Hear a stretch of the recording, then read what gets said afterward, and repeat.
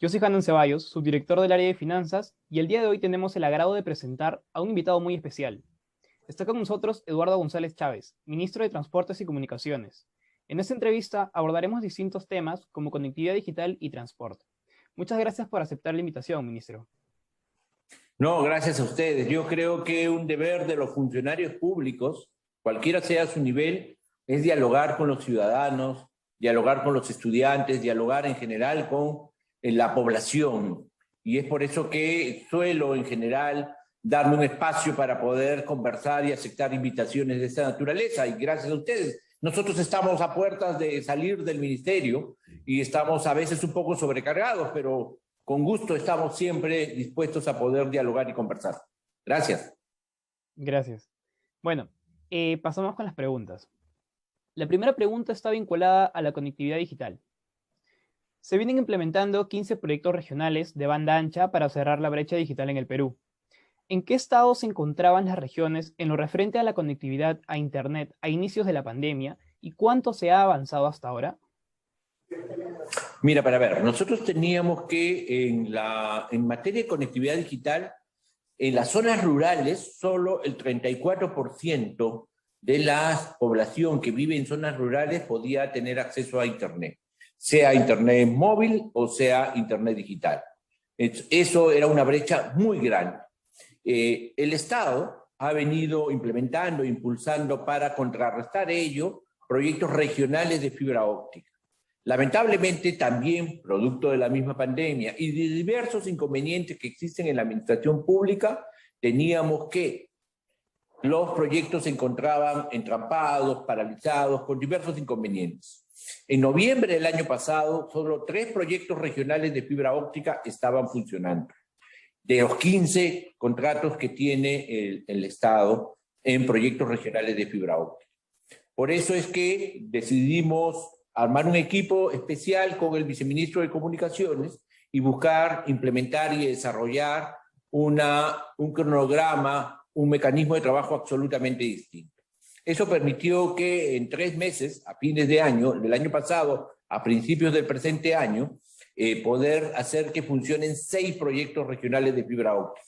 A los 3 que venían funcionando, que eran los de Apurímac, Huancavelica y Ayacucho, le agregamos 3 regiones más: Lima Provincias, Cusco y Lambayeque. Y comenzamos a desplegar un gran esfuerzo para que todos los otros proyectos regionales de fibra óptica concluyan. A la fecha, en el mes de agosto, deben concluir 6 más, es decir, que de 3 vamos a pasar a 12 proyectos y los otros proyectos deben culminarse, todos ellos, hacia fines del presente año y principios del próximo año. Estamos avanzando a tener que 15 proyectos concluyen el primer trimestre y otros 3 adicionales más concluyen a fines del primer trimestre o inicio del segundo trimestre del siguiente año. 18 proyectos regionales de fibra óptica totalmente implementados. Es decir, al segundo trimestre del próximo año debemos tener 18 regiones de nuestro país absolutamente conectadas. Adicionalmente a ello, teníamos la región de la Amazonía, que no tenía proyectos regionales de fibra óptica en curso. Y es por eso que decidimos implementar nuestro programa Conectacel. ¿Qué cosa es Conectacel? Es colocar antenas satelitales en la Amazonía de nuestro país. Y de ahí hemos diseñado un programa, lo hemos aprobado, lo hemos licitado, lo hemos contratado y ya está en pleno proceso de ejecución. Y a fines del presente año debemos tener 1.316 antenas satelitales colocadas en regiones, en todas las comunidades aisladas de la Amazonía de nuestro país, de Loreto, de Amazonas, de Madre de Dios y de Ucayali. 1.316 antenas en más de 1.000 localidades. Esto va a generar un nivel de conectividad absolutamente distinto. Son localidades que no tenían conectividad y ahora la van a tener. Son localidades que no tenían internet y ahora lo van a tener. Y eso es muy importante. Eso ya está funcionando. Nosotros a la fecha tenemos cerca de 100 antenas ya colocadas y esto semana tras semana se va a ir incrementando hasta llegar a las 1.316 antenas a fines del presente año. Claro. Bueno, gracias. Y siguiendo con este tema de la conectividad digital, dado que estamos hablando de las antenas y de proyectos así, tocando este tema de proyectos futuros, ¿cuáles usted cree que son los retos para este nuevo gobierno en lo que se refiere al acceso a Internet, dado lo que me ha comentado? Bueno, primero yo creo que es continuar con todo el proceso de impulso a la conectividad en los proyectos regionales de fibra óptica. Este es un proceso que tiene que continuar con todo y nosotros creemos que ahí hay un gran reto de parte del gobierno, de parte del Ministerio de Transporte y Comunicaciones para que estos proyectos continúen desarrollándose. Recursos existen en el ministerio, o sea, creemos que por la parte no es un tema de recursos económicos, es una decisión firme que tiene que tenerse y un equipo que le dé seguimiento para que los proyectos continúen teniendo la marcha que hasta la fecha han tenido. Y en segundo lugar, sí creo importante continuar impulsando mayores niveles de conectividad. Nosotros hemos diseñado programas no solo de inversión pública, esto que te he señalado, avanzar en los proyectos regionales de fibra óptica, no solo Conecta Selva, no solo crear más centros de acceso digital, porque también tenemos un programa para crear centros de acceso digital que permiten, son espacios donde el Ministerio de Transporte y Comunicaciones, a través de Pronatel, con las municipalidades distritales y provinciales, va a capacitar a la población que a veces tiene más dificultades para acceder a Internet. Sino, adicionalmente a todo ello, a este paquete que se llama Todos Conectados, nosotros hemos impulsado mecanismos para que los operadores puedan invertir en ampliar la cobertura. Hoy tenemos acuerdos con los operadores para que en lugar de pagarnos canon, paguen el canon a través de ampliación de cobertura. Estamos desarrollando un concurso de bandas de fibra óptica para que los operadores, en lugar de pagarnos en recursos económicos por la asignación de bandas, paguen con ampliación de cobertura. Y en la renovación de los títulos habilitantes, de las licencias que sacan periódicamente, de igual manera, en lugar de pagar los derechos por renovación, pagan con compromisos de ampliación de cobertura. Eso debe implicar en el presente año y en el siguiente año más o menos 1.500 millones de soles en ampliación de cobertura. Eso implica que 2.500 localidades que no tienen internet van a tenerla con inversión de los operadores, de las empresas de telefonía y de las empresas que brindan servicios de internet. Es una inversión también muy importante. Entonces, el nuevo gobierno tiene que continuar con estas políticas que promueven inversión en infraestructura para ampliar cobertura y tiene que continuar con los proyectos regionales de fibra óptica y el programa Todos Conectados. Pero adicionalmente a ello, esto se puede ampliar con programas especiales vinculados a mejorar que la población de menores recursos pueda acceder a Internet. Y eso implica generar algunas políticas. Nosotros teníamos varias propuestas vinculadas, por ejemplo, a subsidios, el diseño de subsidios para que los pobladores de zonas periurbanas, los pobladores de zonas alejadas puedan acceder a Internet a través de un subsidio que se otorga a los operadores. Entonces, quien vive en la zona más alejada de Caraballo, o quien vive en la zona más alejada de Villa El Salvador, o de Chorrillos, o de Ventanilla, y en zonas donde no hay cobertura, o en zonas donde efectivamente no tiene posibilidades económicas de acceder a Internet, yo le ofrezco un subsidio y el operador está obligado a contratar, a buscar a ese cliente y decirle, ya, yo te doy un paquete por 20 soles y el Estado le pagará 20 soles más. Entonces, por 20 soles tienes internet, tienes telefonía, etcétera. Subsidio. Entonces, esos mecanismos son mecanismos que se pueden generar, pero es una segunda fase que tendríamos que desarrollar y sobre eso tenemos varias propuestas que creemos deben ser parte de la agenda del nuevo gobierno. Claro. Bueno, ministro, desde que empezó la pandemia, tocando el tema de pandemia, especialmente en empresas pequeñas, no se ha adaptado, a veces esas empresas no se adaptan o no se han adaptado, lo que hemos visto, no se han adaptado a los diversos medios de digitalización y a veces algunas han optado por cerrar. Frente a esto, ¿considera que el problema es principalmente por la falta de capacidad de estos empresarios en el manejo de herramientas digitales o se vincula más con el acceso a este tipo de herramientas? Yo creo que hay de las dos cosas, ¿no? Hay un poco de, efectivamente, la maduración que tiene cualquier empresa o cualquier, en todo caso, emprendimiento, y tiene que ver también con la capacidad que tiene el Estado de promover y generar mecanismos para que los emprendedores, para que las micro y pequeñas empresas puedan efectivamente continuar accediendo a generar servicios. Entonces, yo creo que ahí es necesario políticas económicas que permitan hacer de que este tipo de emprendimientos o de micro y pequeñas empresas puedan tener un espacio para continuar desarrollándose. ¿Yo qué prefiero? Ya digamos, poniéndome ya fuera del gobierno, porque eso no es parte actualmente, no me competiría como ministro de Transporte y Comunicaciones, pero yo qué prefiero, una empresa que no existe y un pequeño empresario en su casa o renegando o fracasado o enfermo o sin posibilidad de desarrollar, o prefiero él en la calle vendiendo, trabajando, generando empleo. Lo prefiero en la calle.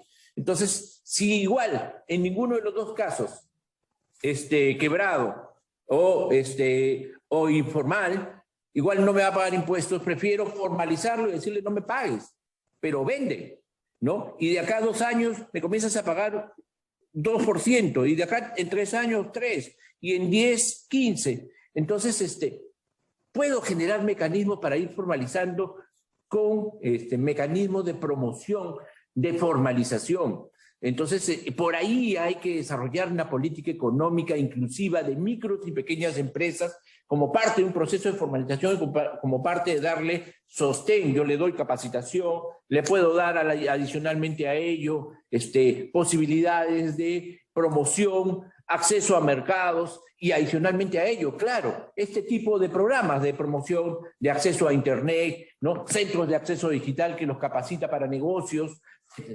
Por ahí necesitamos programas potentes que promuevan las posibilidades de formalización de las micro y pequeñas empresas. Claro. Bueno, señor ministro, cambiando de tema, respecto al transporte aéreo, mucho se ha hablado de este aeropuerto, de la culminación de este aeropuerto. Y bueno, ¿qué tan importante es la culminación del aeropuerto Chinchero en el país? ¿Y qué repercusiones generaría este? A ver, el aeropuerto de Chinchero es uno de los aeropuertos, es el segundo aeropuerto más importante del país. El aeropuerto de Cusco era el aeropuerto más importante en el sur de nuestro país. Antes de la pandemia existía aproximadamente 3 millones de turistas anuales que accedían al aeropuerto de Chinchero. Y el aeropuerto ya estaba a punto de colapsar, no tenía posibilidades de continuar accediendo a mayor cantidad de pasajeros y turistas. Entonces necesitábamos ampliarlo. Y el aeropuerto Velasco Astete, el actualmente existente, no tenía las posibilidades de ser ampliado.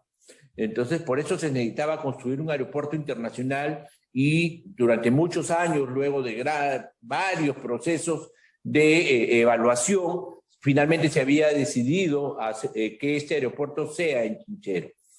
Lamentablemente, las diferentes propuestas y modelos que se establecieron para que este aeropuerto se convierta en una realidad fracasaron. Y entonces había que tomar la decisión de impulsarlo, de ver a través de qué mecanismo de contratación lográbamos que se plasme y se convierta en realidad. Y eso es lo que hemos hecho, o sea, se ha contratado a través del mecanismo de gobierno a gobierno y hoy ya está en pleno proceso de desarrollo, el movimiento de tierras ya está desarrollándose, la obra principal que comprende la nueva pista, la torre de control y el terminal de pasajeros está terminándose de contratar y va a permitir que el aeropuerto sea una realidad a fines del 2025. Esa es la meta que tenemos, ya está trabajando, esto ya está en pleno proceso de desarrollo y va a ser el segundo aeropuerto más importante del país después de Jorge Chávez.